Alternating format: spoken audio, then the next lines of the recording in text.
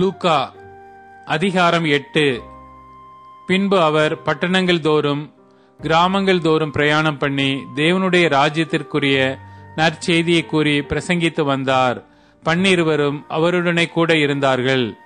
அவர் பொல்லாத ஆவிகளையும் வியாதிகளையும் நீக்கி குணமாக்கின சில ஸ்திரீகளும் 7 பிசாசுகள் நீங்கின மகதலேனாள் எனப்பட்ட மரியாளும் ஏரோதின் காரியக்காரனான கூசாவின் மனைவியாகிய யோவன்னாலும் சூசன்னாலும் தங்கள் ஆஸ்திகளால் அவருக்கு ஊழியம் செய்து கொண்டு வந்த மற்ற அநேகம் ஸ்திரீகளும் அவருடனே இருந்தார்கள்.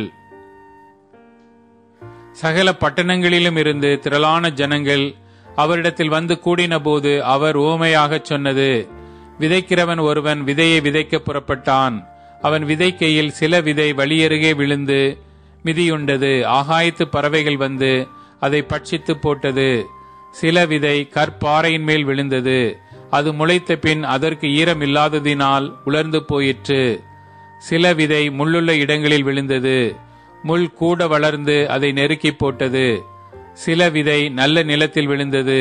அது முளைத்து 100 பலன் கொடுத்தது என்றார். இவைகளை சொல்லி கேட்கிறதற்கு காதுள்ளவன் கேட்க கடவன் என்று சத்தமிட்டு கூறினார். அப்பொழுது அவருடைய சீஷர்கள் இந்த உவமையின் கருத்து என்னவென்று அவரிடத்தில் கேட்டார்கள். அதற்கு அவர், தேவனுடைய ராஜ்யத்தின் ரகசியங்களை அறியும்படி உங்களுக்கு அருளப்பட்டது. மற்றவர்களுக்கோ அவர்கள் கண்டும் காணாதவர்களாகவும் கேட்டும் உணராதவர்களாகவும் இருக்கத்தக்கதாக அவைகள் உவமைகளாக சொல்லப்படுகிறது. அந்த உவமையின் கருத்தாவது: விதை தேவனுடைய வசனம். வழியருகே விதைக்கப்பட்டவர்கள் வசனத்தை கேட்கிறவர்களாயிருக்கிறார்கள்.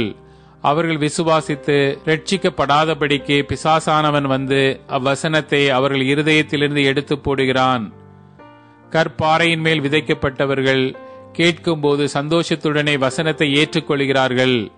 ஆயினும் தங்களுக்குள்ளே வேர் கொள்ளாதபடியினாலே கொஞ்ச காலம் மாத்திரம் விசுவாசித்து சோதனை காலத்தில் பின்வாங்கி போகிறார்கள். முள்ளுள்ள இடங்களில் விதைக்கப்பட்டவர்கள் வசனத்தை கேட்கிறவர்களாயிருக்கிறார்கள். கேட்ட உடனே போய் பிரபஞ்சத்திற்குரிய கவலைகளினாலும் ஐஸ்வர்யத்தினாலும் சிற்றின்பங்களினாலும் நெருக்கப்பட்டு பலன் கொடாதிருக்கிறார்கள். நல்ல நிலத்தில் விதைக்கப்பட்டவர்கள் வசனத்தை கேட்டு அதை உண்மையும் நன்மையுமான இருதயத்திலே காத்து பொறுமையுடனே பலன் கொடுக்கிறவர்களாயிருக்கிறார்கள். ஒருவனும் விளக்கை கொளுத்தி அதை ஒரு பாத்திரத்தினாலே மூடவும் மாட்டான். கட்டிலின் கீழே வைக்கவும் மாட்டான். உள்ளே பிரவேசிக்கிறவர்கள் அதன் வெளிச்சத்தை காணும்படிக்கு அதை விளக்கு தண்டின் மேல் வைப்பான். வெளியரங்கமாகாத ரகசியமும் இல்லை, அறியப்பட்டு வெளிக்கு வராத மறைபொருளும் இல்லை. ஆதலால் நீங்கள் கேட்கிற விதத்தை குறித்து கவனியுங்கள். உள்ளவன் எவனோ அவனுக்கு கொடுக்கப்படும், இல்லாதவன் எவனோ அவன் தனக்குண்டென்று நினைக்கிறதும் அவனிடத்திலிருந்து எடுத்துக் கொள்ளப்படும் என்றார். அப்பொழுது அவருடைய தாயாரும் சகோதரரும் அவரிடத்தில் வந்தார்கள். ஜன கூட்டத்தினாலே அவர் அண்டையில் அவர்கள் சேரக்கூடாதிருந்தது. அப்பொழுது உம்முடைய தாயாரும் உம்முடைய சகோதரரும் உம்மை பார்க்க வேண்டும் என்று வெளியே நிற்கிறார்கள் என்று அவருக்கு அறிவித்தார்கள். அதற்கு அவர், தேவனுடைய வசனத்தை கேட்டு அதன்படி செய்கிறவர்களே எனக்கு தாயும் எனக்கு சகோதரருமாய் இருக்கிறார்கள் என்றார். பின்பு ஒரு நாள் அவர் தமது சீஷரோடும் கூட படவில் ஏறி கடலின் அக்கறைக்கு போவோம் வாருங்கள் என்றார். அப்படியே புறப்பட்டு போனார்கள். படவு ஓடுகையில் அவர் நித்திரையாயிருந்தார். அப்பொழுது கடலிலே சுழல் காற்றுண்டானதால் அவர்கள் மோசமடையத்தக்கதாய் படவு ஜலத்தினாலே நிறைந்தது. அவர்கள் அவரிடத்தில் வந்து, ஐயரே ஐயரே மடிந்து போகிறோம் என்று அவரை எழுப்பினார்கள். அவர் எழுந்து காற்றையும் ஜலத்தின் கொந்தளிப்பையும் அதட்டினார். உடனே அவைகள் நின்று போய் அமைதல் உண்டாயிற்று. அவர் அவர்களை நோக்கி, உங்கள் விசுவாசம் எங்கே என்றார். அவர்கள் பயந்து ஆச்சரியப்பட்டு, இவர் யாரோ, காற்றுக்கும் ஜலத்துக்கும் கட்டளையிடுகிறார், அவைகளும் இவருக்கு கீழ்ப்படுகிறதே என்று ஒருவரோடொருவர் சொல்லிக் கொண்டார்கள். பின்பு கலிலேயாவுக்கு எதிரான கதரேனருடைய நாட்டில் சேர்ந்தார்கள். அவர் கரையில் இறங்கின போது நெடுநாளாய் பிசாசுகள் பிடித்தவனும் வஸ்திரம் தெரியாதவனும் வீட்டில் தங்காமல் பிரேத கல்லறைகளிலே தங்கினோனுமாயிருந்த அந்த பட்டணத்து மனுஷன் ஒருவன் அவருக்கு எதிராக வந்தான். அவன் இயேசுவை கண்டபோது கூக்குரலிட்டு அவருக்கு முன்பாக விழுந்து, இயேசுவே, உன்னதமான தேவனுடைய குமாரனே, எனக்கும் உமக்கும் என்ன? என்னை வேதனைப்படுத்தாதபடிக்கு உம்மை வேண்டிக் கொள்ளுகிறேன் என்று மகா சத்தத்தோடே சொன்னான். அந்த அசுத்த ஆவி அவனை விட்டு போகும்படி இயேசு கட்டளையிட்டபடியினாலே அப்படி சொன்னான். அந்த அசுத்த ஆவி வெகு காலமாய் அவனை பிடித்திருந்தது. அவன் சங்கிலிகளினாலும் விலங்குகளினாலும் கட்டுண்டு காவல் பண்ணப்பட்டிருந்தும் கட்டுகளை முறித்து போட்டு பிசாசினால் வனாந்தரங்களுக்கு துரத்தப்பட்டிருந்தான். இயேசு அவனை நோக்கி, உன் பேர் என்னவென்று கேட்டார். அதற்கு அவன் லீகியோன் என்றான். அநேகம் பிசாசுகள் அவனுக்குள் புகுந்திருந்தபடியால் அந்த பேரை சொன்னான். தங்களை பாதாளத்திலே போக கட்டளையிடாதபடிக்கு அவைகள் அவரை வேண்டிக் கொண்டன. அவ்விடத்தில் அநேகம் பன்றிகள் கூட்டமாய் மலையிலே மேய்ந்து கொண்டிருந்தது. அந்த பன்றிகளுக்குள்ளே போகும்படி தங்களுக்கு உத்தரவு கொடுக்க வேண்டும் என்று அவரை வேண்டிக் கொண்டன. அவைகளுக்கு உத்தரவு கொடுத்தார். அப்படியே பிசாசுகள் அந்த மனுஷனை விட்டு நீங்கி பன்றிகளுக்குள் புகுந்தன. அப்பொழுது அந்த பன்றி கூட்டம் உயர்ந்த மேட்டிலிருந்து கடலிலே பாய்ந்து அமிழ்ந்து மாண்டது.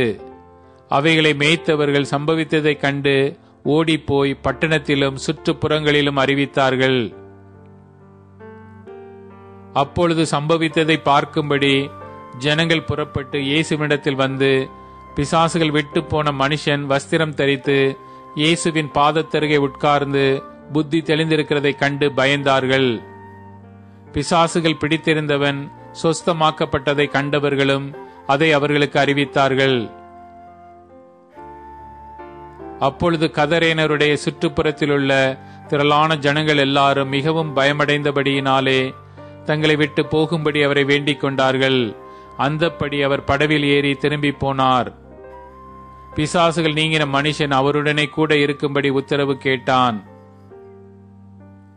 இயேசு அவனை நோக்கி, நீ உன் வீட்டுக்கு திரும்பி போய் தேவன் உனக்கு செய்தவைகளை எல்லாம் அறிவி என்று சொல்லி அவனை அனுப்பிவிட்டார். அந்தப்படி அவன் போய் இயேசு தனக்கு செய்தவைகளை எல்லாம் பட்டணத்தில் எங்கும் பிரசித்தப்படுத்தினான். இயேசு திரும்பி வந்தபோது ஜனங்கள் எல்லாரும் அவருக்காக காத்திருந்தபடியால் அவரை சந்தோஷமாய் ஏற்றுக்கொண்டார்கள். அப்பொழுது ஜெப ஆலய தலைவனாகிய எவீரு என்னும் பேருள்ள ஒருவன் வந்து இயேசுவின் பாதத்தில் விழுந்து 12 வயதுள்ள தன்னுடைய ஒரே குமாரத்தி மரண அவஸ்தையாயிருந்தபடியால் தன் வீட்டிற்கு வரும்படி அவரை வேண்டிக் கொண்டான். அவர் போகையில் திரளான ஜனங்கள் அவரை நெருக்கினார்கள். அப்பொழுது 12 வருஷமாய் பெரும் பாடுள்ளவளாயிருந்து தன் ஆஸ்திகளை எல்லாம் வைத்தியர்களுக்கு செலவழித்தும் ஒருவனாலும் சொஸ்தமாக்கப்படாதிருந்த ஒரு ஸ்திரீ அவருக்கு பின்னாக வந்து அவருடைய வஸ்திரத்தின் ஓரத்தை தொட்டால் உடனே அவளுடைய பெரும் பாடு நின்று போயிற்று. அப்பொழுது இயேசு, என்னை தொட்டது யார் என்று கேட்டார்.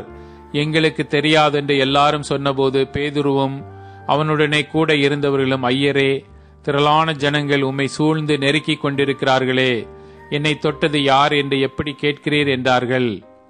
அதற்கு இயேசு, என்னிலிருந்து வல்லமை புறப்பட்டதை அறிந்திருக்கிறேன், ஆதலால் ஒருவர் என்னை தொட்டதுண்டு என்றார். அப்பொழுது அந்த ஸ்திரீ தான் மறைந்திருக்கவில்லை என்று கண்டு நடுங்கி வந்து அவர் முன்பாக விழுந்து தான் அவரை தொட்ட காரணத்தையும் உடனே தான் சொஸ்தமானதையும் எல்லா ஜனங்களுக்கு முன்பாக அவருக்கு அறிவித்தாள். அவர் அவளை பார்த்து, மகளே, திடன்கொள், உன் விசுவாசம் உன்னை ரட்சித்தது, சமாதானத்தோடே போ என்றார். அவர் இப்படி பேசிக் கொண்டிருக்கையில் ஜெப ஆலய தலைவனுடைய வீட்டிலிருந்து ஒருவன் வந்து அவனை நோக்கி, உம்முடைய குமாரத்தி மரித்து போனால் போதகரை வருத்தப்படுத்த வேண்டாம் என்றான். இயேசு அதை கேட்டு, பயப்படாதே, விசுவாசம் உள்ளவனாயிரு, அப்பொழுது அவள் ரட்சிக்கப்படுவாள் என்றார். அவர் வீட்டில் வந்தபோது பேதுருவையும் யாக்கோபையும் யோவானையும் பெண்ணின் தகப்பனையும் தாயையும் தவிர வேறொருவரையும் உள்ளே வர ஒட்டாமல் எல்லாரும் அழுது அவளை குறித்து துக்கம் கொண்டாடுகிறதைக் கண்டு, அழாதேயுங்கள், அவள் மரித்து போகவில்லை, நித்திரையாயிருக்கிறாள் என்றார். அவள் மரித்து போனாள் என்று அவர்கள் அறிந்ததினால் அவரை பார்த்து நகைத்தார்கள். எல்லாரையும் அவர் வெளியே போக பண்ணி அவருடைய கையை பிடித்து, பிள்ளையே எழுந்திரு என்றார். அப்பொழுது அவள் உயிர் திரும்ப வந்தது. உடனே அவள் எழுந்திருந்தாள். அவளுக்கு ஆகாரம் கொடுக்க கட்டளையிட்டார். அவள் தாய் தகப்பன்மார் ஆச்சரியப்பட்டார்கள். அப்பொழுது நடந்ததை ஒருவருக்கும் சொல்லாமல் இருக்கும்படி அவர்களுக்கு கட்டளையிட்டார்.